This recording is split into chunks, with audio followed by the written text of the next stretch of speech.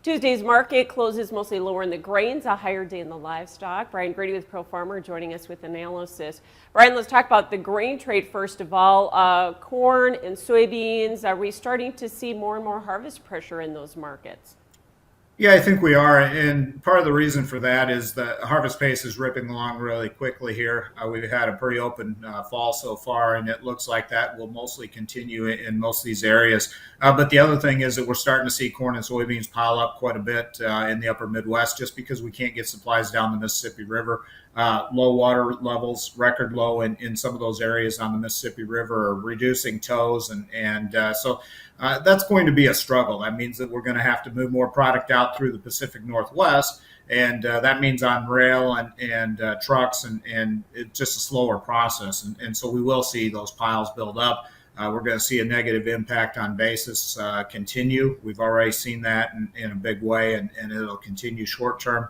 And really what we need is some kind of big rain event to really improve the water levels on that lower Mississippi River, and there just isn't much in the near-term forecast, and it's going to take more than a little bit of showers to get that river levels anywhere back to normal. Yeah, and export inspections on Monday certainly bore that out, and like you said, the 69 million bushels of soybeans, most of that went PNW. Do you think that's the route we're going to have to go now? Do you see more sales shifting to that area?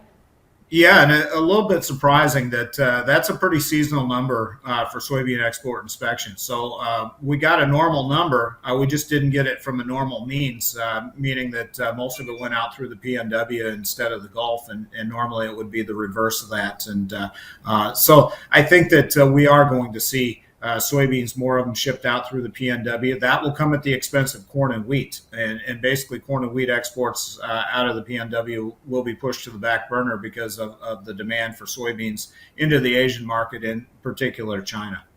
So have we done any technical damage in the corn yet? It looked like we kind of were flirting with some of these pretty good support areas here today. Yeah, so we've rolled it over a little bit. The uptrend has been violated. The last reaction low is not. So in December corn, it's around 671. And if that level is violated, then we'll see more heavy technical-based selling, in my opinion.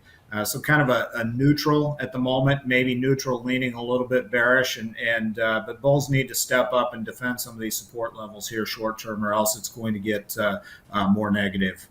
And the soybean market also got pulled down by the meal market and some of that spread unwinding between meal and oil, right? Quite a bit of spread unwinding on Tuesday. The soy oil market was supported by palm oil prices. And that really shot to the upside, and meal faced some pretty heavy selling pressure.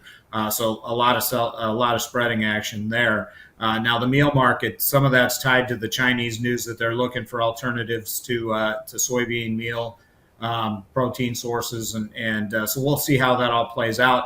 But if the beans back up here in the domestic market and they aren't exported as much to China, then that would create more crush in the United States. More meal product on the domestic market, and those types of things. Okay, so that was the domino effect there. And we also had NOPA crush figures out, and really those stocks are like at 13% below a year ago. And so do you continue to see soybean oil kind of lead here or not? I think the soy oil is really tied right now to palm oil. And so I think that there's a lot of international focus in the soy oil market. The other factor is the crude oil market and its influence on soy oil, just because it's an oil, even though one's edible and one isn't, obviously. But the interesting thing on Tuesday is that crude oil was under pressure and soy oil pushed to the upside. So that is a clear indication that the palm oil means more near term here, at least than anything, to soy oil. You look at a soybean chart, we're effectively pretty range bound here, aren't we? Yeah, and I expect that to be the case moving forward. When we get dips, we see buyers come into the market, both the funds and physical demand.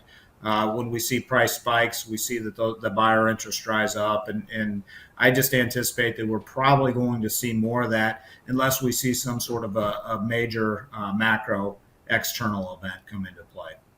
And the wheat market, boy, we really sold off hard during the early portion of the session. And I know some of that was tied to the traders maybe trading these headlines about the Ukrainian export deal being extended. What's your thought? Is that deal going to be extended? How's this going to play out, Brian? I anticipate that we'll go right up until the mid-November deadline on that one. The wheat market's going to remain hypersensitive to all the headlines coming out of Ukraine and Russia on that end, and that's been the case now for quite some time, and I think it will remain the case. The interesting thing is that wheat is starting to roll over a little bit, and that uptrend is in danger now. But given the fact that we have very little export demand for wheat, it's somewhat surprising that we even did build the type of uptrend that we did. And so, I think just more volatile trade in here in the wheat market, to be honest with you, back and forth, depending on what the headlines are out of Ukraine and Russia. Yeah. It's interesting to watch the chart formations, though, as you say, because we went down and really held some key support we needed to hold. Let's talk about chart action over in the cattle, first of all.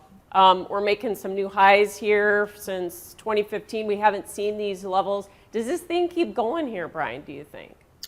Yeah, I think it does because we have strong fundamentals and strong technicals now. So you mentioned front month contract, the highest level since August of 2015 on the continuation chart. And so that's bullish. Then you look at the short-term factor, and we've seen the cash market strengthen the past 2 weeks. All indications are that we'll see it strengthen again this week. And then longer term, the cattle numbers continue to decline. And so we have short-term and long-term bullish fundamentals. We have bullish technicals now. And so it looks like that we do have more near-term upside in the cattle market. And the hogs, obviously, the chart pattern looks very good there now. Funds, 10-month lows a couple weeks ago when you and I were talking. Now we have pushed this thing, and will the funds continue to push that market or not? Well, explosive price action the past 3 days, and so we're a little bit overbought now on a short-term basis, and I think that probably calms them down just a little bit on the buy side. But the reason the funds have come back, in my opinion, is that they see China as a potential bigger buyer of U.S. pork as we move forward. China's been really slow with their pork purchases to date, but their consumer inflation numbers that came out for last month showed that pork prices were up 36% year over year, and China can't afford to have runaway consumer inflation. And so they need to tame that down, and I think that they will be a bigger importer of pork as a result as we move into 2023. Yeah, because they've been selling out of their reserves. Now they're going to have to replenish them, aren't they? Absolutely, and China knows that they can't have that runaway consumer inflation like I talked about, and the pork is a primary driver. It accounts for about a third of their CPI, and so you have to go in there and really, just cut the problem off at the source, and the source is reduced pork supplies right now versus demand. Meaning that you have to bring in more pork. And so I think that China will be a bigger importer of U.S. pork.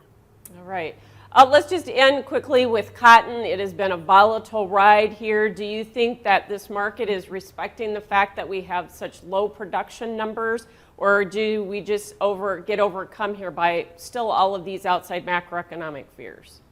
I think that the number one overriding factor in cotton right now is the global recession concerns and what that will do to textile demand. And bulls are kind of hanging on at the moment. They have the double bottom.